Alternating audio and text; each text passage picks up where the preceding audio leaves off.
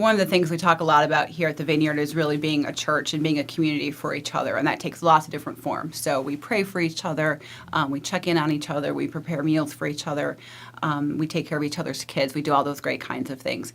And sometimes there's additional resources and support that's needed, and by being able to connect people up with housing support, being able to connect people up with low-cost resources, and being able to help provide financial resources is a really powerful and tangible expression of being Jesus's hands and feet. Without the gifts that are given, it would be really hard for us to continue the clothing closet or anything in the harvest.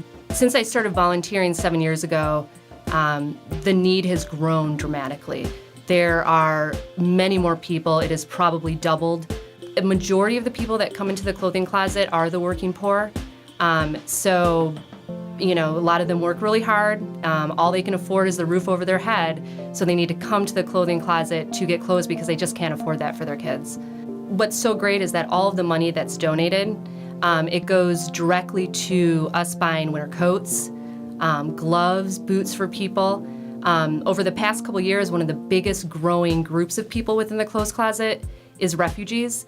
So it's really important that we're there to not just have community with them and love, but also to be able to provide practical needs for them.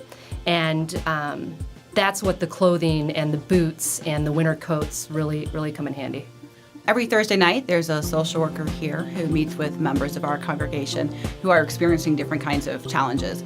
And we sit down with them and listen to them and show them caring and respect and empathy and try to understand what's happening and see what kinds of resources and services that we can provide, and also provide financial support where that may be useful. We've been able to keep people in their homes who are facing eviction. We can get electricity turned back on. We've been able to get heat restored for the winter. We've been able to help ensure that kids have a safe place to live, and that's all really part of being the hands and feet of Christ to families in our church. We see all kinds of people from all walks of life from our church who come to us on Thursday nights. Many of them are helpers, and so they're used to being the ones that give support to people in their families and in their communities, and being in a place where they need to receive help can often be a very new experience for them. We have seen people who work part-time who've had their hours dramatically cut back. We've had people who are behind on child support and so don't have that additional income. I met a family that had experienced a health crisis, and so they didn't have paid sick time, so they weren't able to work. And because they didn't have health insurance, the medical bills piled up. And even though they had months of savings built up, it just goes really quickly. And the small group and the church had really come around them. They were providing them meals, they were helping them with transportation. They just really needed some tangible support, and we're really glad to be able to help people in those kinds of situations.